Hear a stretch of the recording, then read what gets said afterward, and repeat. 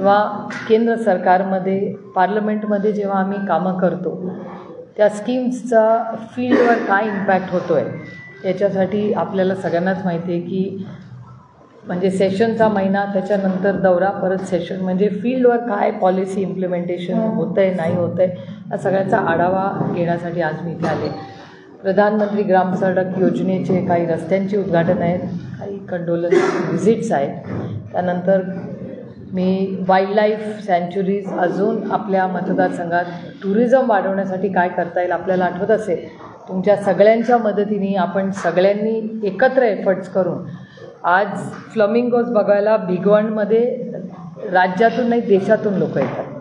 त्यामुळे खूप मोठा टुरिझम हब म्हणून आपण सगळे इंदापूरकडे बघताय. अजून इथे काय करता येईल टुरिझमसाठी याच्यासाठी आम्ही सगळेच प्रयत्न करतो आहे आणि काही तुमच्याही काही सूचना असतील तर जरूर तुम्ही सांगा. आपण सगळे एकत्र मिळून व्यवसाय म्हणजे MIDC, साखर कारखाने, शेती प्लस टुरिझम असं एक कॉम्बिनेशन करून इंदापूर तालुक्यात अजून काय चांगलं काम करता येईल याचा आढावा घेण्यासाठी आज मी आले.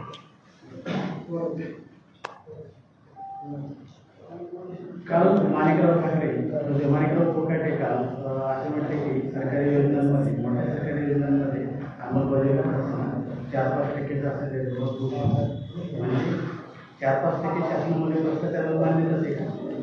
हे 2-3 महत्त्वाच्या गोष्टी आहेत. ह्या राज्याचे आत्ताचे जे कृषी मंत्री आहेत त्यांनी 3 स्टेटमेंट्स केले जे मी पार्लमेंटमध्ये अशी पद्धत असते की जेव्हा आपण एखादा स्टेटमेंट कुणाचं तरी करतो ते टेबल करायचं असतं. त्याच्यामुळे मी जेव्हा माझं बजेटचं भाषण करीन तुम्ही बघालच की मी 3 विषय टेबल करणार आहे महाराष्ट्राचे. 3 अतिशय क्रिटिकल आहेत कारण का ते शेतकऱ्यांशी निगडीत आहेत. पहिला त्यांनी असं म्हणलं आहे ते की 400 कोटी रुपयाचा पीक विम्याचा घोटाळा झाला आहे असं ते म्हणाले. हे तुमच्या चॅनलवर मी पाहिलेलं आहे. त्याच्यावर सुरेश धस जे भारतीय जनता पक्षाचे आमदार आहेत ते असं म्हणाले की 400 कोटीचा नाही 5,000 कोटीचा झाला आहे. हे पण मी तुमच्याच चॅनलवर पाहिले.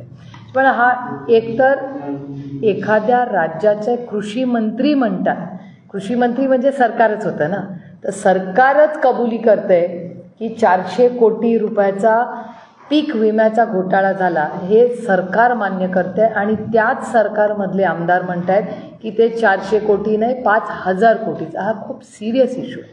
तो मी पार्लमेंटमध्ये रेज करणार आहे कारण का ती फायनल अथॉरिटी आहे या देशात. त्याच्यानंतर दुसरा एक आरोप कृषी मंत्र्यांनी केलेला आहे केंद्र सरकारवर जो खूप गंभीर आहे. ते असं म्हणाले की अनेक गोष्टी आम्हाला इम्प्लिमेंट करायच्या आहेत पण केंद्र सरकारकडून निधी येत नाही आहे. हे पण मी तुमच्याच चॅनलवर पाहिलेलं आहे ते स्टेटमेंट. ते एक स्टेटमेंट म्हणजे केंद्र सरकार महाराष्ट्रातल्या शेतकऱ्यांना का पैसे देत नाही आहेत आणि त्याची कबुली कृषी मंत्र्यांनीच केली आहे. आणि तिसरी कबुली की 4 ते 5% ह्या भ्रष्टाचार होतोच हे पण मी तुमच्याच चॅनलवर पाहिलं. हे 3 अतिशय गंभीर स्टेटमेंट्स आहेत कारण आपल्याला आठवत असेल की माननीय प्रधानमंत्री कुठल्याही पक्षाचे असले तरी आज ते देशाचे प्रधानमंत्री आहेत. भ्रष्टाचार मुक्त भारत करणार आणि याच्यासाठी मी स्वतः पार्लमेंटमध्ये अनेक वेळा म्हणले की तुम्ही असं करणार असाल तर ताकदीने आम्ही तुमचं विरोधी पक्षात असलो तरी समर्थन करू, सगळे म्हणून देश पहिला असं एकत्र काम करू. हे 3ही भ्रष्टाचाराचे आरोप झालेले आहेत. आणि एक चौथा हार्वेस्टरचा, प्रत्येक हार्वेस्टरमुळे मागे 8 लाख रुपये शेतकऱ्यांना मागितले सरकारने हे पण मी तुमच्याच चॅनलवर पाहिले. त्यामुळे हे 4ही ज्या घटना आहेत त्या प्रचंड वेदना देणाऱ्या आहेत, अस्वस्थ करणाऱ्या आहेत आणि 4ही मी चॅनलवरच आल्या आहेत आणि 4ही कबुली ही महाराष्ट्र सरकारच्या मंत्र्यांनीच केलेली. त्यामुळे हे अतिशय गंभीर आहे. तुम्हाला आठवत असेल अनिल देशमुखांवर जेव्हा आरोप झाला आणि अटक झाली IQ बातमीवर केलं होतं. IQ there was no evidence. एक कागदचा एव्हिडन्स आजही नाही आहे तेव्हाही नव्हता. आणि त्यात तुम्ही सगळ्यांनी माहिती आहे देशाच्या समोर काय झालं. तर त्याच एजन्सीज ज्या फक्त IQवर एवढी मोठी विरोधी पक्षात ॲक्शन घेतली आज तुमचे मंत्रीच कबुली करतायत आणि एक नाही 4 केसेस आहेत करप्शनच्या. तर महाराष्ट्र सरकारकडे कदाचित ह्या सगळ्या मराठी बातम्यात आल्या असतील आणि फायनान्स डिपार्टमेंटकडे येतात त्या एजन्सीज सगळ्या आणि होम मिनिस्ट्रीत येतात. कदाचित लॉस्ट इन ट्रान्सलेशन आपण म्हणतो, या मराठीत बातम्या असतील त्या कदाचित हिंदी आणि इंग्रजी भाषांमध्ये दिल्लीला पोचल्या नसतील. त्याच्यामुळे तुमची लोकप्रतिनिधी म्हणून, तुमचा आवाज म्हणून दिल्लीला आपण सगळ्यांनी मला पाठवलं आहे. त्याच्यामुळे माझं कर्तव्य आहे या काळ्या मातीशी इमान राखणं आणि शेतकऱ्याला न्याय देणं. त्याच्यामुळे हे सगळे मुद्दे मी या पार्लमेंटच्या माझ्या भाषणात दिल्लीमध्ये मांडणार आहे आणि न्याय मागणार आहे महाराष्ट्रासाठी. आणि जर महाराष्ट्रासाठी न्याय मिळाला नाही या सेशननंतर तर आम्हाला आंदोलन करण्याशिवाय दुसरा मार्ग राहणार नाही. पण माझा निर्मला सीतारामनवर ताईंवर विश्वास आहे. त्याच्यामुळे निर्मलाजी ज्यांच्याकडे फायनान्स मिनिस्ट्री आहे त्या ह्या सगळ्या विषयात लक्ष घालून न्याय देतील आपल्याला, अशी आपण अपेक्षा ठेवू. एकीकडे म्हणजे लोकांना द्यायचं जाहीर घोषणा करतो, पण सध्या जो नदीजोड प्रकल्प आहे कृष्णा मराठवाडा सिंचन प्रकल्प 1.5 वर्षापासून निधी वाचून बंद आहे. त्याच्यावरती तुम्ही प्रकल्प सोनगाव ते भाद्रवाडी इथपर्यंत परत इथून पुढे ते उजनीमध्ये पाणी पडणार होते. तो प्रकल्प सध्या 1.5 वर्षापासून पूर्णपणे ठप्प आहे. तो तुम्ही एका प्रकल्पाचा म्हणताय. इथे एक शेतकरी मला भेटायला आले, त्यांचा DP सँक्शन आहे, सँक्शन DP आहे. सँक्शन DPला DPDC पैसे नाही असं त्यांना सांगण्यात आले. ते बघा इथेच बसले, इथेच समोर आहे. त्यांना DPDCला पत्र लिहिलेलं आहे, त्यांच्यासाठी फॉलोअप केलेला आहे. सिंचन भवनला आम्ही त्यांच्यासाठी गेलेलो आहे. आम्हाला सांगण्यात आलं की निधी नसल्यामुळे हे होतं आहे. आणि हे फक्त यांची DPची केस नाही. परवा मी PWD खात्यात गेले होते.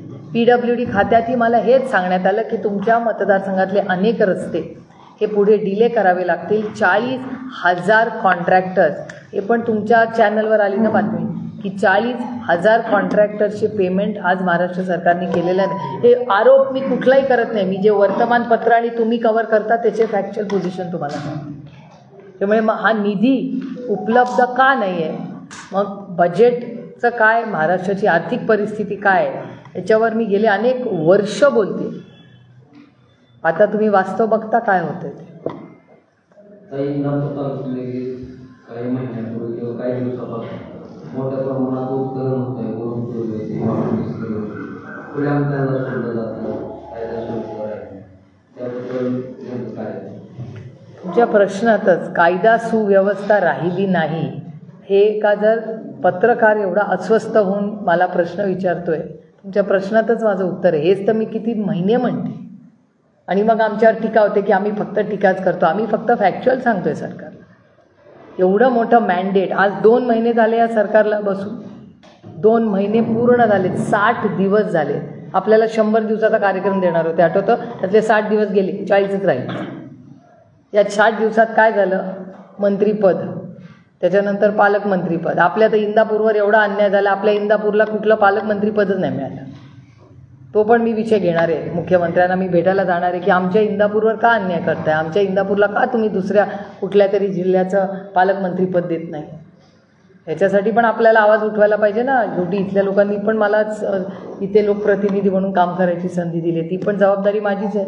आमदारांना विचारलं तुम्हाला पालकमंत्रीपद भेटलं नाही म्हणून नाराज आहे, म्हणजे नाही मी राज्याचं पालकमंत्री असेल, पण माझी इच्छा आहे. कारण का तुम्ही तर किती दिवस हेडलाईनच करताय पालकमंत्री पदावरनं, त्याला स्टे वगैरे देतात. मी एखाद्या पीक विम्याला स्टे दिला असताना तर आनंद झाला असता मला, पण पालकमंत्री पदाला स्टे तर मी पाणी तेवढं. मला पण एक प्रश्न मी सरकारला विचारणार आहे भेटल्यानंतर मंत्रालयात की पालकमंत्री हे कॉन्स्टिट्यूशनल आहे का असंविधानिक पद आहे का संविधानिक पद आहे, ह्याचा पण थोडासा अभ्यास झाला पाहिजे ना. त्याच्यामुळे गेल्या 60 दिवस झाले ते सरकार येऊन, 2 महिने, कुठले मोठे ठोस निर्णय झाले या सरकारकडून. एवढं मोठं मॅन्डेट या सरकारला मिळालं आहे. एवढं मोठं मॅन्डेट काँग्रेसला कधीतरी मिळालं होतं, आता एवढं मोठं मॅन्डेट या सरकारला मिळालं आहे. मला वाटलं बापरे आता किती काम करतील आणि किती नाही, पण 60 दिवसात काहीच नाही झालं. माझ्या मतदारसंघाचा मी 2 वेळा आढावा घेतला आहे, काहीच मुवमेंट नाही, कशाचीच मुवमेंट नाही. आता फक्त महिला काल मला बारामतीत भेटल्या, त्यांनाच धाकधूक व्हायला लागले की कोणाचे पैसे राहणार जाणार, कशी स्कीम टिकणार नाही टिकणार, या सगळ्या. आणि रोज तुमच्या चॅनल वर्तमानपत्रात त्या सगळ्याच स्कीम्सच्या माहिती येते. त्यामुळे नक्की कुठली स्कीम राहणार, कुठली जाणार, बजेटमध्ये काय येणार, तुम्ही म्हणतात तसे सगळे जे प्रकल्प आहेत किंवा कमिटमेंट्स आहेत सरकारच्या ते किती राहणार, हा एक मोठा प्रश्नच आहे. काही विधानसभेच्या वेळेस तुमच्या नेतृत्वावर विश्वास न ठेवणारे आज तुमच्या अवती गोष्टी बसलेल्या आहेत, त्याबद्दल काय? समय में बहुत बड़ी ताकत होती है. 2 दिवस झालं वरतीकडून एक स्टेटमेंट वाचलं होतं. पवार ठाकरे केंद्राच्या सत्तेमध्ये जाऊ शकतात, काय वाटतं? मी वाचलं बाई, मला याची काय माहिती नाही. त्यांना काय वेगळी माहिती असेल तर मला माहिती नाही. माझ्या तरी आहे, म्हणजे मी पण तुमच्याच चॅनल. त्यांना काय एक्स्ट्रा इन्फॉर्मेशन असेल तर माझ्याकडे तरी असली कुठली माहिती आलेली नाही. त्यांच्याकडे काय वेगळी असेल तर यात मला खरंच माहिती नाही. काही लोकसभेला तुमच्यावर ज्या कार्यकर्त्यांनी काम केले त्यांनी विधानसभेला हर्षवर्धनचं नेतृत्व स्वीकारलं नाही किंवा काम केलं नाही, त्यामुळे हर्षवर्धन पाटलाचा पराभव झाला अशी तालुक्यात चर्चा आहे. त्या कार्यकर्त्यावर येणाऱ्या काळात तुम्ही कारवाई करणार का? अनेक कारणं आहेत, बरीच कारणं आहेत. म्हणजे इथून फार लांब न जात शेजारीच बघा, सोलापूर जिल्हा लागूनच आहे आपल्याला. तिथे तुम्ही बघताय मतदानाचं काय झालं. त्याच्यामुळे मला स्वतःला वाटतं की अनेक बदल हे वोटर लिस्टमध्ये झालेले. मी कुणावर आरोप करत नाही, कारण का त्या डेटाचं काम माझं चालू आहे आता. पण तुम्ही बघता उत्तम जानकरांचं, जो माणूस निवडून आला आहे त्यांनीच त्या यंत्रणेवर किती प्रश्न विचारलेले आहेत. त्याच्यामुळे मला स्वतःला ह्या इलेक्शनमध्ये नक्की किती पारदर्शकता आली आहे हा एक मोठा प्रश्न, आरोप समाजात सातत्याने उभे राहत आहेत. ते मीडियामधून येत आहेत, ते लोकप्रतिनिधीतून येत आहेत. जे लीडमध्ये निवडून आले ते स्वतः मला सांगतायत स्वतः की आम्हालाही विश्वास बसत नाही की आम्ही इतक्या मतांनी निवडून आलो. जे हारले ते म्हणतात आम्हाला आमच्या गावातलीच मतं पडली नाहीत. जे निवडून आले ते पण ॲनालाइज करतायत की त्यांची मतं गेली कुठे. त्यामुळे हे सगळं जी प्रक्रिया आहे, कालच पुरंदरला होते, काल दुपारी मी, तेव्हा व्हिडिओही माझ्याकडे असेल. तिथले एक ग्रस्त ते मला विचारतात लांबून, अरे सुप्रिया, ते चष्माला होता, सुप्रिया? म्हटलं हो, का? म्हटलं या मी तुम्हाला मतदान केलं होतं. म्हटलं मी तुम्हाला विधानसभेला पण मतदान केलं, आपली सीट गेलीच कशी, तुम्ही बंद करा. तो व्हिडिओ असेल नितीनकडे. ते म्हणले बॅलेटवर घ्या, बॅलेटवर घेतल्याशिवाय काय खरं नाही. हे माझे शब्द नाही किंवा कुठला पक्षाचा पदाधिकारी पण नाही. मी गाडीने चालले होते, मुलांनी माझी गाडी थांबवली, मी हात करायला उतरले मुलांना. It was absolutely a coincidence. तर सामान्य माणसामध्ये जो लांबून सगळं बघत असतो त्याला जर ही भावना मनात असेल तर शेवटी आम्ही लोकप्रतिनिधी आहोत, आम्ही तुमचाच आवाज आहे, आम्ही काही वेगळे नाही आहोत. तुमचा आवाज म्हणून, तुम्ही तुमचा सेवक म्हणून मला हे काम करायची संधी दिली. त्याच्यामुळे जर एवढी अस्वस्थता असेल, अनेक ठिकाणी असं झालं म्हणतायत, आरोप होतोय, उत्तम जानकर म्हणतात की बॅलेट करून निवडणूक करायची. तुम्हाला देखील तसं वाटतं का? नाही, माझं एवढंच म्हणणं आहे की जर समाजात अस्वस्थता असेल, एखादा प्रश्न, व्हॉट इज द प्रॉब्लेम, करा, त्याच्यात काय. म्हणजे योग्य आयोगाने नाही. बघा, माझा पेपर, तुम्ही माझी ओरल एक्झाम घ्या किंवा रिटर्न घ्या, माझा अभ्यास झालेला आहे. तुम्ही कशी घेतली तरी मला परीक्षेला बसायची तयारी आहे. त्याच्यामुळे जर लोकांची मागणी असेल की बॅलेटवर घ्या तर घ्या बॅलेटवर, व्हॉट इज द प्रॉब्लेम, काय त्याच्यात एवढं मोठं अडचण. तर इंदापूरमध्ये अनेक मतदारांचा असं म्हणणं आहे की इंदापूरमध्ये विषयाचा प्रॉब्लेम नाही झाला. शरद पवार आणि सुप्रिया न मानणाऱ्या कार्यकर्त्यांनी हर्षवर्धन पाटलाला उमेदवारी दिली म्हणून काम केलं नाही म्हणून त्यांचा पराभव झाला, असं त्यांचं म्हणणं आहे. असं मला नाही कोणी सांगितलेलं. आम्ही पक्षाचा आढावा घेतला आहे, मीटिंग घेतली आहे. मला कुठल्याही ना मतदारांनी ना पदाधिकाऱ्यांनी हे येऊन सांगितलं आहे. मी तुमच्याचकडून पहिल्यांदा ऐकते. पण तुम्ही आता सांगितलं आहे मला, तर जरूर आमची पक्षाची मीटिंग होईल. त्याच्यात हे मी प्रश्न मला विचारला गेला प्रेसमध्ये, हे मी नक्की पक्षाच्या मीटिंगमध्ये चर्चेला आणीन विषय. राज्यामध्ये सांगायला पोलीस कस्टडीतून परंतु त्याच्यावर जामीन होण्याचा त्याचा मार्गाचा बंद झाला. मोक्का लागलाय, किती गॅरंटी नाही. परंतु त्याच्यावर 302 दाखल करून तो प्रमुख आरोप व्हावा यासाठी कोणी आवाज उठवला नाही. आम्ही सगळेच बोलतोय ना, पहिल्या दिवसापासून बोलतोय. हो, पण मग हा प्रश्न तुम्ही मला नाही विचारला पाहिजे, सत्तेतल्या लोकांना. मी विरोधी पक्षातले, मी रोज अहो आम्ही रोज उठवतो, डेटा काढून बघा ना, आम्ही रोज उठवतो. पण यंत्रणेने काम करायला पाहिजे ना. जेव्हा सरकारमधले लोक येतात तेव्हा तुम्ही त्यांना विचारायला पाहिजे. सुप्रिया सुळे, जितेंद्र आव्हाड, रोहित पवार, संदीप क्षीरसागर, सोळंकी, आपले सुरेश धस, बजरंग अप्पा सोनवणे, आम्ही 7 जण आहोत. अंजलिताई दमानिया 8, अजून कोण राहिलं का, त्या नमिता मुंदडा 9, आम्ही 9 लोक असे महाराष्ट्रात आहोत आणि काँग्रेसचे लोक. हां ते संदीपचं घेतलं मी नाव. संदीपनी तर सुरूच केलं. संदीपचं नाव पहिलं. अभिमन्यू पवार BJP. 10 लोक आहोत आम्ही आणि ते आम्ही सातत्याने आम्ही मांडतोय हा मुद्दा. माननीय मुख्यमंत्री दावोसला जायच्या आधी शब्द देऊन गेलेत राज्याला की आम्ही कुणालाही सोडणार नाही. आता 10 लोक सगळ्या पक्षाचे म्हणजे काँग्रेस, अजित पवार राष्ट्रवादी काँग्रेस, शरद पवार राष्ट्रवादी काँग्रेस, उद्धव ठाकरे शिवसेना, शिंदेसाहेब स्वतः शिंदे सेना, त्याच्यानंतर भारतीय जनता पक्ष, 6 पक्ष राज्यातले एक मागणी करतायत सातत्याने. तुमच्याच चॅनलवर रोज सगळे बोलतायत. काय चर्चा होते परंतु वाल्मिक करून मुख्यमंत्री करावा आणि 300 लोक ही मागणी आता सध्या बॅकफुटला पडली. बॅकफुटला नाही, ती मागणी आहेच ना. पहिल्या दिवसापासून आम्ही मागतोय. पण आम्ही रोजच मागणी करतो. पण मागणी करणारा गलती नसतो. जर सत्तेमध्ये असतो ज्याच्या हातात संधी आहे त्यांनी हे प्रश्न देवेंद्र फडणवीसांनी याचं उत्तर दिलं पाहिजे. त्यांचा निर्णय हा, आमचा नाही. गुन्हेगार सत्तेमध्ये ते मी नाही, मी विरोधी पक्षात आहे. जाब तुम्ही सत्तेतला विचारायला पाहिजे. निर्णय कोण घेऊ शकतं? मी का देवेंद्र फडणवीस? लावून धरणं फक्त माझी जबाबदारी नाही. तुम्ही मतदान केलंय ना त्यांना जाब विचारला पाहिजे तुम्ही. कारण का they have blood on their hands. उनके हात पे खून आहे. त्यांच्या हातावर रक्त आहे त्यांना तुम्ही. आम्ही विरोधी पक्ष रोजच बोलतो पण ज्याच्या हातात सत्ता कशाला आहे? मग सगळं जर विरोधी पक्षांनी करायचं मग सत्ताधाऱ्याने मतं देऊन निवडून कशाला आले? मग ऐसा नाही होता ना. आम्ही रोजच बोलतो, तुम्ही रोज दाखवता. मग जे सगळं लोक, सगळे पत्रकार आणि आम्ही सगळ्या पक्षाचे लोक, आपण सगळे एका बाजूला आहोत खुनीच्या विरोधात. सरकार का खुनी लोकांना लपवते? असं काय एवढा मोठा कंट्रोल आहे या सरकारवर की सरकार निर्णय घेत नाही? हे प्रश्न तुम्ही सरकारला विचारायला पाहिजे. सरकारचं उत्तर आहे ना. मला अधिकार असतात तर मी कधीच निर्णय घेऊन टाकला असता. माझ्याकडे नाही ना अधिकार तो. तुम्ही लोकसभेला निवडून दिला असतं तर आम्ही केवढं केलं असतं आतापर्यंत. ही वेळच आली नसती तुमच्यावर. हल्ला झाला की बारामतीच्या ताई पुढे येतात, मग शाहरुख खानच्या मुलावरती काय झालं पुढे येतात, मग राजपूतच्या ह्याच्यावरती. ही लोकशाही हो, प्रत्येकाला बोलायचा अधिकार. शरद पवार, अजित पवार यांच्या मतदार मला नाही माहिती बाबा. असेल मला काय, मी सकाळपासून इथेच आहे. मी सकाळी 7:30 वाजता माझ्या घरातून बारामतीतून कार्यक्रम करत इथे आले. ना विचारा, आम्ही सगळी गाडीतच आहे. मी 7:30ला बारामतीचे कार्यक्रम केले. नंतर 9ला का 9:30ला 10ला इथे इंदापूरला आले. तेव्हापासून आम्ही एकत्रच आहे. इथली कामं बघत कोण कुठे भेटतं काय करतं इथे माहिती ना. मला यांची काळजी आहे. मला यांचा प्रश्न सोडवायचा आहे. परभणी आणि बीडमध्ये ज्या घटना झाल्या त्या अतिशय वेदना देणाऱ्या आहेत. सरकार कुणाचंही असू दे, काही गोष्टी राजकारण सोडून माणुसकीच्या नात्याने करायच्याच असतात. कुणाचंही सरकार इसमे नो कॉम्प्रोमाइज. अहो त्या मुलांची भाषणं बघा. म्हणजे मला आश्चर्य वाटतं की या सरकारला झोप कशी येते. मी सरकारमध्ये असते ना तर मीच राजीनामा दिला असता.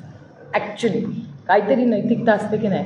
त्या मुलांचे अश्रू, ज्या मुलांनी हसणे खेळणे के दिने, उसाचा रस करत टाइमपास करत सायकलीनी शाळा कॉलेजला जाऊन 10वीची परीक्षा देणारी मुलं आज वडिलांच्यासाठी मोर्चांमध्ये भाषणं करतायत. किती अस्वस्थ करणारी गोष्ट आहे. परभणीला मी गेले होते, त्या आईचे अश्रू अनावर होते. ते दोघं भाऊ असे थरथर कापत होते तेव्हा ती घटना मला सांगत होते. तेव्हा इतके आपण असंवेदनशील सरकार झाले की राजकारण इतक्या लेवलला जा की तुम्ही निर्णय पण घेणार नाही. पुण्यामध्ये पत्नीकडून पतीचा खून करून व्हिडिओ करण्यात आला. कुठला तो खून ना आता पतीकडून पत्नीचा प्रॉपर्टी आणि चारित्र्याच्या संशयावरून खून केला आणि त्याचा व्हिडिओ सोशल मीडियावरून व्हायरल. हो आता मला आपले हो ते आपले खरे आहेत ना आपले झीचे भोरला असतात पुण्याला, त्यांनी मला एक व्हिडिओ पाठवला की तो उघडलाच नाही. कारण का त्याच्यात ती बाई आणि ते रक्त दिसत होतं. मी नाही हिंमत करून उघडलं.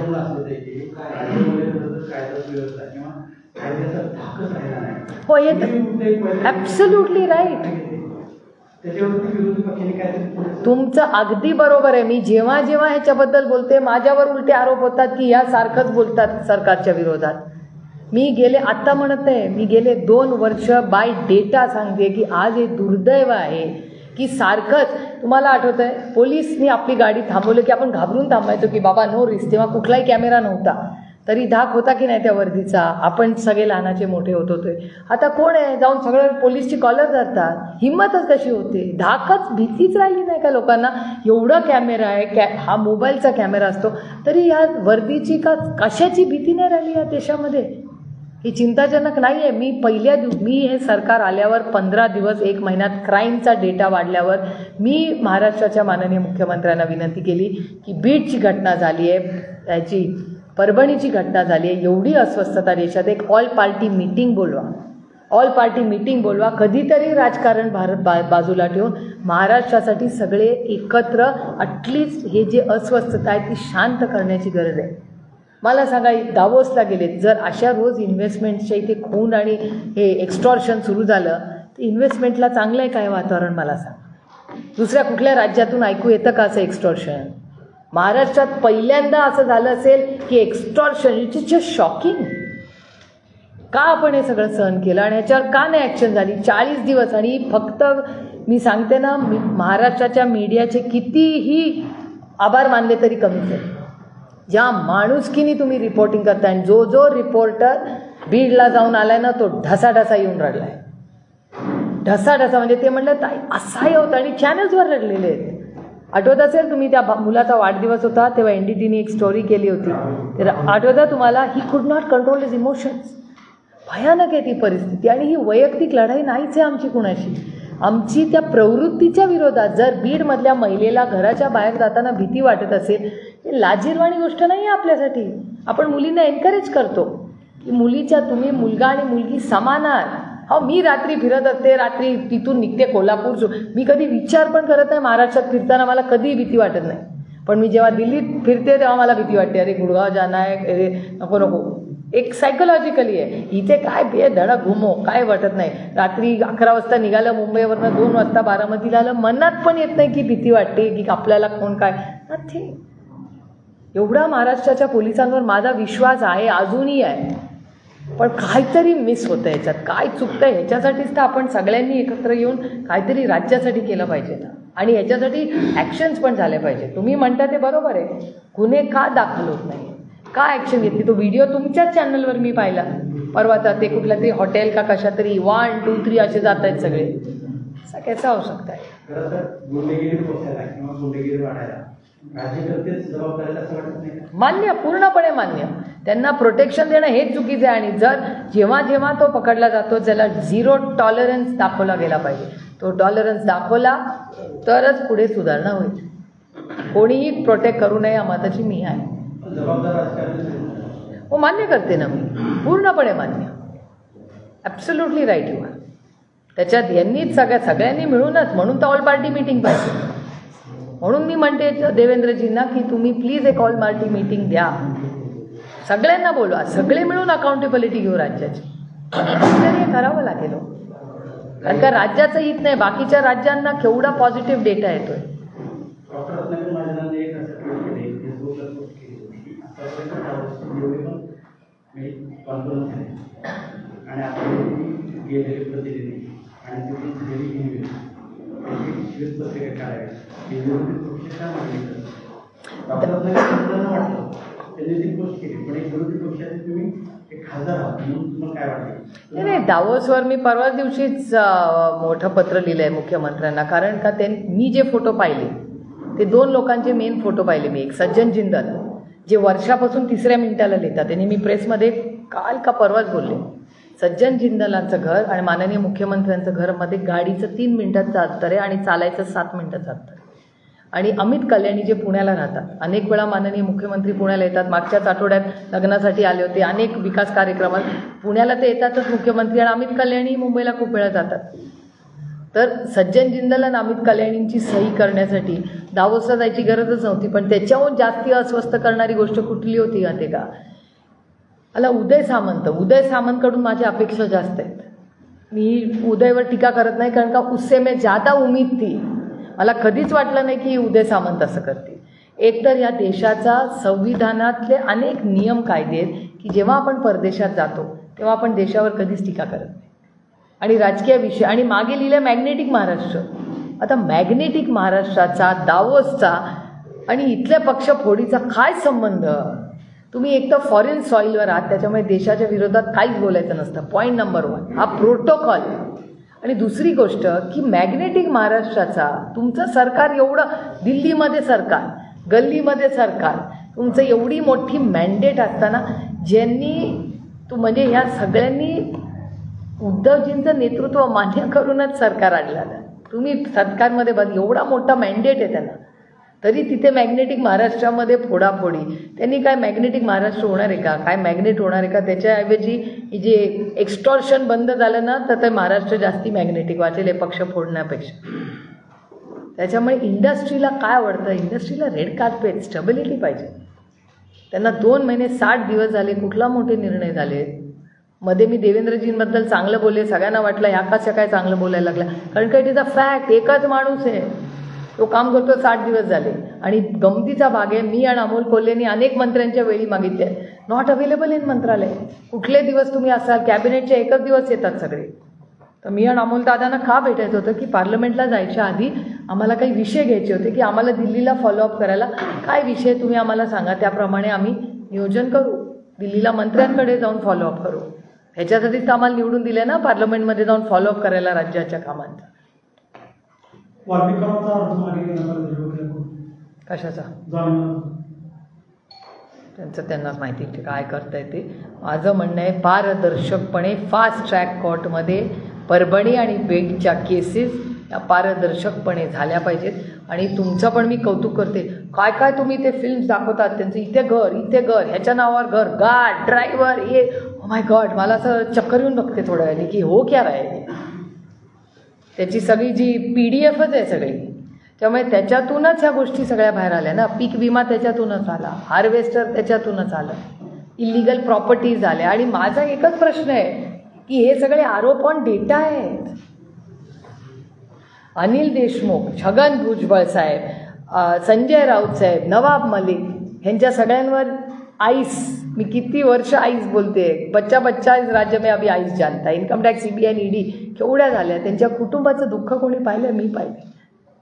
त्यांची नातवंड, मुलं शाळा कॉलेजमध्ये जाताना काय वेदना त्या भुजबळ साहेबांच्या कुटुंबांना नातवंड झाल्यात ना, कधी विचारून बघा त्यांच्या घरातल्या महिलांना. देशमुख साहेबांची नातवंड कशातून गेली, संजय राऊत साहेबांच्या आई आणि मुलींचं दुःख विचारा कधीतरी. नवाबाईंची फॅमिली कशातून गेली, कधीतरी कोणीतरी त्याचा विचार केला पाहिजे ज्यांनी त्यांच्यावर आरोप केले. आणि आज इथे उघड सगळं आहे, डेटा आहे. आणि आम्ही विरोधक फक्त आरोप करत नाही, सत्तेमधले सगळे पक्ष करत आहे. म्हणजे शिंदे साहेबांचा पक्ष करतोय, अजित पवारांचा पक्ष करतोय आणि BJP पण करते, तरी काहीच होत नाही. अहो, कुठल्या सिस्टमवर विश्वास ठेवायचा? म्हणून हे सगळे इश्यूज मी पार्लमेंटमध्ये रेस करणार. पीक विम्याची जो भ्रष्टाचार आहे ती घटना पुढे येत असताना लाडकी बहीण योजना महाराष्ट्रामध्ये झाली, पण लाडकी बहीण योजनेमध्ये नियम असे असणार देखील मुंबईत अशा काही घटना पुढे आल्या की ज्या बांगलादेशी महिलांनी त्या लाडकी बहीण योजनेचा लाभ घेतला. काय बोलताय? असा आलाय डेटा आता बाहेर. मग सरकारने फॉर्म कसे भरून घेतले ह्याची पण इन्क्वायरी झाली पाहिजे ना, की इलेक्शनच्या आधी. आणि आता सगळं तर ऑटोमेटेड आहे ना, आपल्या सगळ्यांचे फॉर्म कसे दाना रिजेक्ट होतात, कारण का सगळं आता ऑनलाईन आहे ना, इट इज सो इझी. मग तेव्हा कसे काय फॉर्म भरले गेले, आता तेव्हा कसे भरले गेले आणि आता कसे रिजेक्ट झाले? कुठली यंत्रणा होती? तीच ते यंत्रणा नाही, ऑपरेटर तेच आहेत ना भरणारे, आणि तेच सरकार आहे ना. तेव्हा पण तेच सरकार होतं, आता पण तेच सरकार आहे. मग असं काय घडलं 3 महिन्या 4 महिन्यामध्ये की सडनली पारदर्शकता आली, आणि मग तेव्हा का नाही मग पारदर्शकता होती? ह्याचं उत्तर सरकारला द्यावं लागेल. कशाची? हे बघा, ह्या सरकारचं अनेक वेळा आपण स्टेटमेंट तुमच्याच चॅनलवरच पाहिली आहेत मी सगळे, की त्यांना जेव्हा स्कीम बंद करायची असते ना, मग ते म्हणतात गले की हड्डी आहे, नाही तर म्हणतात हे इलेक्शन का जुमला था. आठवत असेल तुम्हाला? किती असे आहेत. कशाबद्दल?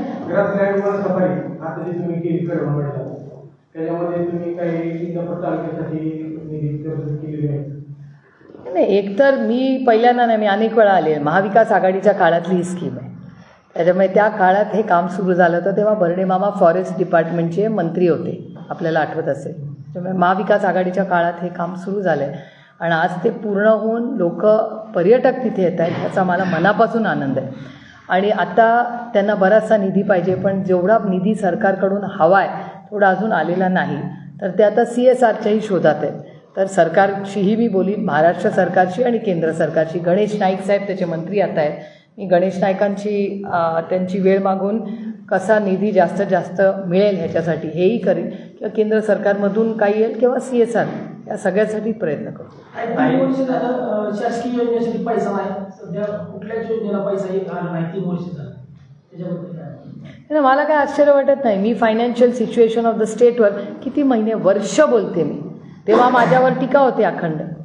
मी पार्लमेंटमध्ये बजेटवर दरवर्षी मीच बोलते, केंद्रामधल्या पण. आणि मी नेहमी ज्याला अनेक वेळा FRBM ॲक्ट, ज्याला फिस्कल डेफिसिट मॅनेजमेंट ॲक्ट म्हणतात, महाराष्ट्राचं लोन, त्याला भरणारा इंटरेस्ट, महाराष्ट्रात असलेले पैसे, ह्या सगळ्याबद्दल मी अनेक वेळा भाष्य केलेलं आहे. आणि जेव्हा जेव्हा मी डेटा वाईज नंबर दिला आहे महाराष्ट्र सरकारने तो खोडून काढला. लाडकी बहीण योजनेमुळे त्याच्यावरती सरकारवरती लोड आल्यानंतर ह्या योजना बंद पडायच्या, त्याच्यावर का DPTCचे पैसे अनेक ठिकाणी काढले. ते मी म्हणत नाही, तुम्ही पण तेच म्हणताय. म्हणजे मी अशी कुठलीही वेगळी गोष्ट किंवा आरोप करत नाही जो मीडियामध्ये आलेला नाही. आणि डेटा तर खोटं बोलू शकत नाही. हो, मी एक वेळ बोलू शकते, पण डेटा बोलू शकतो का? तुम्ही मला विरोधक म्हणून म्हणा की सुप्रिया सुळेंची माहिती चुकी, पण डेटा तर सरकारचाच आहे ना, तो काय माझा काल्पनिक डेटा नाही आहे. त्यामुळे आम्ही सरकारला हेच सांगत आलो आहे, फिस्कल डेफिसिट जे आहे आज सरकारचं, फिस्कल डेफिसिट म्हणजे काय, आलेले पैसे आणि आलेला खर्च, त्याच्यातली जी गॅप असते त्याला फिस्कल डेफिसिट म्हणतात. आणि त्याचं मॅनेजमेंट करण्यासाठीच सरकार असतं ना. MSP मिळतो का? MSP मिनिमम सपोर्ट प्राईससाठी किती लढत आहेत शेतकरी. आता एवढा सगळा खटाटोप झाल्यामुळे थोडासा आता साखरेचा एक्सपोर्ट अलाव केला आहे. कांद्याचे शेतकरी किती रडत आहेत मला सांगा. लोकसभेपासूनच्या आधीपासून माझं 2 वर्ष झालं पियुष गोयलांची रोज लढाई होते माझी पार्लमेंटमध्ये कांद्याबद्दल. कांदा, सोयाबीन, कपास, दूध, दुधाची सबसिडी वेळेवर येते का? लोक काय म्हणतात, दुधाचा भाव वाढून द्या, आम्हाला नुसती सबसिडी नको. खताच्या भावाची काय परिस्थिती आहे, आणि ते पण वेळेवर येतं का? तुटवता आहे की नाही आज खताचा देशामध्ये, राज्यामध्ये तर आहेच. त्यामुळे खूप चॅलेंजेस आहेत. त्याच्यातून पीक विमा 1 रुपयात दिला. आता तो तुमच्या चॅनलनी सगळ्यांनी रिपोर्ट केलं, वर्तमानपत्रात आलं की ती स्कीम विड्रॉ करतात. आणि त्याच्यात एक जण म्हणतं सरकारचं 400 कोटी म्हणतं, दुसरं म्हणतं 5,000 कोटी रुपयाचा घोटाळा झाला. आणि IQ मंत्री म्हणताय. आमच्या देशमुख साहेबांवर तर IQवर डायरेक्ट जेलमध्ये टाकलं वर्षभर. इथे डेटा सरकार सांगते.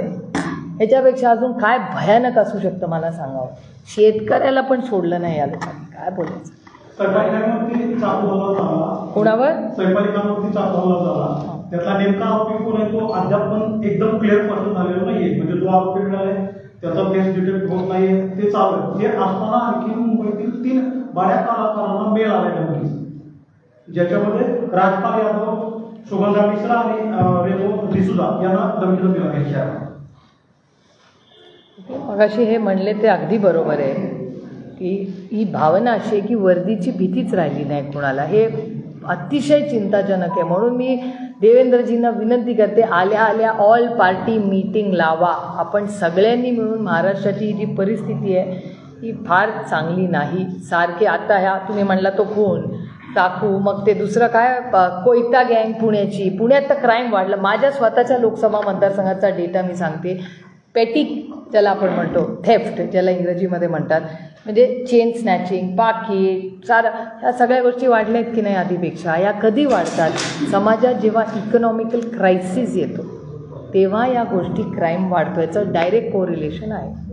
आणि आता परदेशात होईल, महागाई तर आणि वाढणार. आता डॉलर आणि स्ट्रेंथन होणार. तुम्ही बघताय गेले 2 दिवस तर सगळ्यांना आधी एक काळ असा होता काय त्या अमेरिकेच्या प्रेसिडेंटचा आणि आपला संबंध. आता कळायला लागले आपला डायरेक्ट संबंध आहे. किती निर्णय आहेत. 2 वर्ष स्वयंपालिकांवरती हल्ला झाला बघताना ही बातमी जी की पूर्ण देशभर झाली आणि खूप मोठे यामध्ये चर्चा झाली. राजकारणी, सत्ताधारी, विरोधक दोघांनी यावरती प्रतिक्रिया दिल्या. ज्यावेळी स्वयंपालिकांना डिस्चार्ज दिला गेला त्यावेळी असं वाटत होतं की स्वयंपालिका खूप मोठा गंभीर आहे. डॉक्टरांनी सांगितलं होतं की 7 तास त्याच्यावर शस्त्रक्रिया झाली. पण असं चित्र पाहायला मिळालं की स्वयंपालिकांना ज्यावेळेस डिस्चार्ज सोडला त्यावेळेस ते एखाद्या शूटला जाईल जाऊ, असं काही फार मोठी घटना घडलीच नाही असं वाटलं. यावर अद्यापर्यंत किती टक्के घटना झाली याचं स्पष्टीकरण ना पोलिसांकडून आले ना यंत्रणेकडून आले. दुकानात चोरून कुठं गेले गेले काय माहिती नाही बाबा, पोलीस कमिशनरला आपण मला खरंच याच्यातली माहिती. मी या माझ्या मतदारसंघातल्या हार्वेस्टर आणि पीक विमान या करप्शनच्या मागेचे, कारण का माझ्या मतदारांवर अन्याय झालेला आहे, माझ्या मराठी माणसावर अन्याय झाला आणि त्याच्यासाठी लढाईला माझी नैतिक जबाबदारी आहे. रुग्ण आढळलेले आहेत, त्याच्यातील 12 रुग्ण डिलिव्हरीमध्ये आहेत. आरोग्य विभाग किंवा सरकार घटनेकडे गांभीर्याने बघत नाहीये का? नाही, काल क्लॅरिटी काहीतरी माहिती येते आहे सरकारकडून हळूहळू. मला वाटतं त्याची वाट बघूया. त्याच्यासाठी राजेश टोपेंसारखा आरोग्यमंत्री लागतोय. राज्यात श्रीराम ऐकायचं, अल्लाह अकबर हे पाकिस्तानमध्ये जाऊन ऐकायचं. नितीश राणेंच्या या वक्तव्याकडे तुम्ही कसं पाहता? मी ऐकलं नाही, त्याच्यामुळे मी त्याच्यावर बोलू शकत नाही. काही एक महत्वाचा शेतकऱ्यांचा प्रश्न आहे. काल कृषी पत्रकारात म्हणले की शेतकऱ्यांचं कुठलीही योजना राबवायची असेल तर चिरीमिरी द्यावं लागतं. तर काय शेतकऱ्याला कुठली योजना द्यायची म्हणले तर चिरीमिरी द्यावं लागते. त्यासाठी असं स्टेटमेंट आहे त्यांचं. कालचं स्टेटमेंट आहे भाषणामध्ये, चिरीमिरी द्यावं लागते. ह्या योजना असल्याच प्रकार बंद करण्यासाठी कायदा करावा लागला. बीडमध्ये जे पीक विमा भ्रष्टाचार झाला, आपण कायदा करायला पाहिजे. कायदा करायला उपाय तर बीडमध्ये जे कृषी विमा भ्रष्टाचार झाला म्हणतात तसा असं आपल्या पुणे जिल्ह्यात अनेक तालुक्यात अतिवृष्टीमध्ये ज्या शेतकऱ्याचं नुकसान झालंय त्याला फायदा दिला गेला नाही, ज्याचं नुकसान न झालं अशा शेतकऱ्याला अधिकारी, विमा कंपनीचे कर्मचारी किंवा विमा कंपनी रागेमध्ये फायदा दिला. त्यासाठी बीडतून आपल्या पुणे जिल्ह्यात येऊ पाहिजे. एक तर आजचा लोकसत्ताचा सगळ्यांनी वेळ असेल तर एडिटोरियल वाचा, ह्याच्यावरच ते एडिटोरियल आहे आजचं, as a matter of fact. दुसरं की तुम्ही म्हणताय हे चिरीमिरी वगैरेची गरजच लागत नाही. याचं कारण डायरेक्ट बेनिफिट म्हणजे DBT, आता पैसे डायरेक्ट येतात. हार्वेस्टरचा भ्रष्टाचार का झाला? कारण का त्या मंत्रालयाने जे डायरेक्ट बेनिफिट द्यायचं होतं तो निर्णय बदलला. का बदलला तो निर्णय? याचं उत्तर सरकारला द्यावं लागेल. अहो, माझ्या लोकसभा मतदारसंघातले किती शेतकरी आहेत? महाराष्ट्रातल्या शेतकऱ्यांवर अन्याय करायचा यांनी पॉलिसी बदलून हा गुन्हा नाही आहे. जेव्हा केंद्र सरकार आणि महाराष्ट्र सरकारने निर्णय घेतलेला आहे की जी मदत होईल ती डायरेक्टली तुमच्या अकाउंटमध्ये देईल. जर अकाउंटमध्ये यायची तर चिरीमिरीचा विषय येतोच कुठे? दिस इज रिडिक्युलस. आणि मला आश्चर्य वाटतं की मंत्र्यांकडून स्टेटमेंट्स कसे येतात हो. आत्ता मी तुम्हाला स्पोर्ट्स डिपार्टमेंटचं सांगते. स्पोर्ट्स डिपार्टमेंटचं मी तर खरं भरणे मामांना पत्र लिहिणार आहे आता, म्हणजे ड्राफ्ट आला पण असेल माझा, आज फायनल होईल. इंडियन एक्सप्रेस नावाचं वर्तमानपत्र आहे, त्याच्यात बातमी आली की आत्ताच्या ज्या स्पोर्ट्स मिनिस्टर आहेत त्यांनी 700 कोटी रुपयाचं एक आधीच्या सरकारने घेतलेला निर्णय विड्रॉ केला आहे. का विड्रॉ केला आहे? ह्याचा अर्थ काहीतरी तेव्हा चुकीचं होतं ना. सरकार तेच आहे ना, मंत्री बदलला आहे. पण असं काय झालं त्या, म्हणजे ह्याचा अर्थ तेव्हा काहीतरी चूक झाली आहे. मग ते विड्रॉ कसं झालं त्याची इन्क्वायरी झाली पाहिजे. म्हणजे तुम्ही बघा ना किती मंत्री आहेत. कृषी मंत्र्यांनी आरोप केले, मी करतच नाही आहे. तुम्हीच बघा ना आणि तुमच्याच चॅनलवरनं पाहिले, ते लाईव्ह आहेत. मी हे सगळं त्या पेन ड्राईव्हवरनं घेऊन माझ्या भाषणात आहे. कारण का मग ते सगळे भारतीय जनता पक्षावाले म्हणतात तुम्ही खोटं बोलताय, म्हणून मी नियमितपणे घेऊन ती पेन ड्राईव्ह आधी टेबल करणार आणि मग भाषण करणार. कारण का सातत्याने महाराष्ट्रात भ्रष्टाचार होतोय हे महाराष्ट्र सरकारचे कॅबिनेट मंत्री कबूल करतायत. मग त्याची इन्क्वायरी का होत नाही? ऐकीव अनिल देशमुखांवर अटक होते, ऐकीव संजय राऊतांवर अटक होते, भुजबळ साहेबांवर एवढी केस चालते, नवाब मलिकांवर केस चालते, सगळ्या ऐकीव गोष्टी राईट. कुठे मोठा एव्हिडन्स होता? असा एव्हिडन्स होता का कुठे? मग ह्यांच्यावर का अन्याय झाले? मग आता जेव्हा मंत्री न्याय मागतायत मग मंत्र्यांना पण या देशात न्याय नाही मिळणार. भरणे मामांनी ही ऑर्डर कॅन्सल केली. का कॅन्सल केली याचं उत्तर मला हवं आहे. कारण का मला कळलं पाहिजे की बाबा काय झालं. कारण का त्यातला बरेचसे बेनिफिशियरीज माझ्या लोकसभा मतदारसंघातले आहेत. माझं कर्तव्य नाही आहे ते. तुम्ही निवडून मला त्याच्यासाठीच दिलं आहे ना. हार्वेस्टर माझ्या मतदारसंघातल्या शेतकऱ्यांकडून 8-8 लाख रुपये घेऊन या लोकांनी माझ्या लोकांना फसवलं. नाही चलेगा ये सब. ते शेतकरी आहेत, काळ्या मातीशी इमान राखणारी माणसं आहेत. तुमच्या माझ्या अन्नधान्याचा प्रश्न सोडवतात ते. ऐसा कैसा चलेगा? आणि डायरेक्ट बेनिफिट असताना चिरीमिरीचा विषय येतोच कुठे? Everything is connected to Aadhaar ना. मग Aadhaar to direct benefit tax to department, where is the लिकेजचा विषयच नाही. सरकार रोज भाषण करताना दिल्लीत आमचं 0 लिकेज सरकार आहे. मग झालं काय? लिकेज झालं कसं? हेच तर माझं भाषण आहे पार्लमेंटमध्ये यावेळेस. स्टोरेज प्रकरणात गेली छापेमारी केली का? कोणी? स्टोरेज प्रकरण जे आहे त्याच्यामध्ये 10 ठिकाणी छापेमारी केली मुंबई. त्याचं मी स्वागत करते. जसं कॅबिनेट मिनिस्टर आरोप करताय तिथे पण छापे मारा अशी माझी विनंती राहील.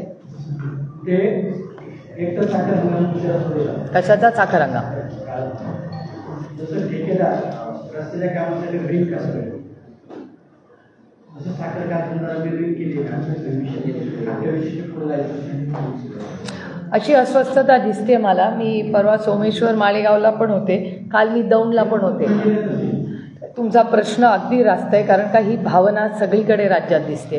कारण मला नाही सांगता येणार, पण मी जे काल दौंडमध्ये ऐकलं, बारामतीमध्ये ऐकलं, आणि योगायोग आहे की आज मी इंदापूरला आहे आणि तोच मला प्रश्न विचारला जातोय. मी काल शेतकऱ्यांना भेटले दौंडला, त्यांनी पण मला हाच प्रश्न मांडला त्यांचा. तर हे सगळ्यांची जी भावना आहे ती मी सरकार दरबारी मानणार आहे की असं का, म्हणजे दौंड, इंदापूर आणि बारामती तिन्हीकडून तोच प्रश्न कसा काय मला विचारला जातो किंवा मागितला जातो न्याय. याचा अर्थ त्याच्यात काहीतरी सगळेच बोलतात, ही चर्चा तर त्यांच्या कानावर तर पोचली पाहिजे. विधानसभेचा ज्यावेळेसपासून निकाल लागलाय त्यानंतर 2-3 दिवसापासून चर्चा सुरू झाली की आमदार फुटणार. खुद्द मंत्री देखील आमदारकीचा दावा करतात. काल उदय सामंतांनी केला, शिवसेनेचे काही लोक आमचे देणार आहे, आपण मिटकरी करणार, त्यांनी देखील दावा करतात की आमच्याकडे काय आमदार. तसं बघता असंविधानिक गोष्टी हे सरकार सारखंच करतं. आधी पक्ष फोडले, घरं फोडली, आता परत फोडतील पक्ष. मला कसं माहिती असेल? फुटणार आहेत किंवा फोडणार आहे ते कसं माहिती असेल? धाक दाखवतात का? हा दाखवतात. हे आपण गेले 2-1.5 वर्ष पाहिलंच आहे. ईडी, CBI, वॉशिंग मशीन तर पाहिलंच आहे ना. वॉशिंग मशीनचा डेटा माझा नाही आहे, व्हिडिओज तुम्ही बनवले, डेटा तुमच्या चॅनलवर दाखवला आहे. कोणी कुठल्या वॉशिंग मशीनमध्ये कुणावर कुठले आरोप झाले, कोण वॉशिंग मशीनमधून आले, हे मी म्हणत नाही, हे समाजातली भावना आहे. मी विरोधक म्हणून बोलले तर मी विरोधातली जाते, पण सामान्य माणसाला दिसतंय ना डोळ्यात. आणि आता पक्ष फोडायचे. हा,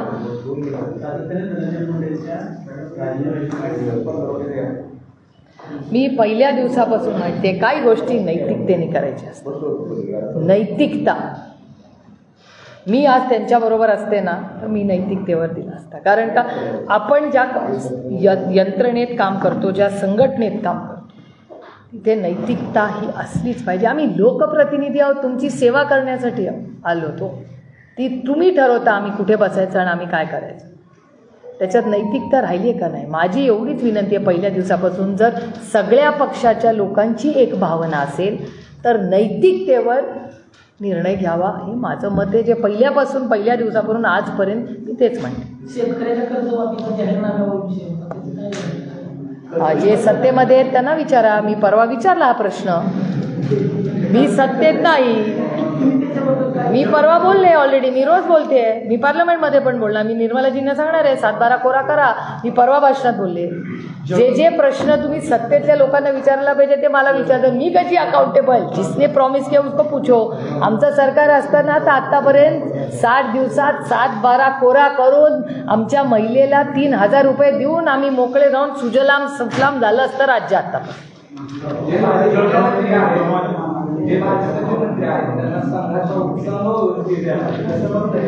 तो त्यांचा अंतर्गत प्रश्न.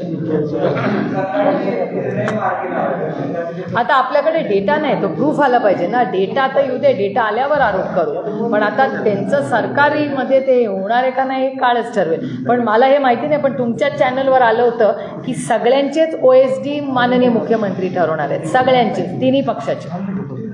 त्याच्यामुळे हे काहीतरी नवीन सिस्टम सरकारने लावली असेल. हां, कशाचे? संजय गांधी निराधार यांना विचारा किती आंदोलनं केली. हे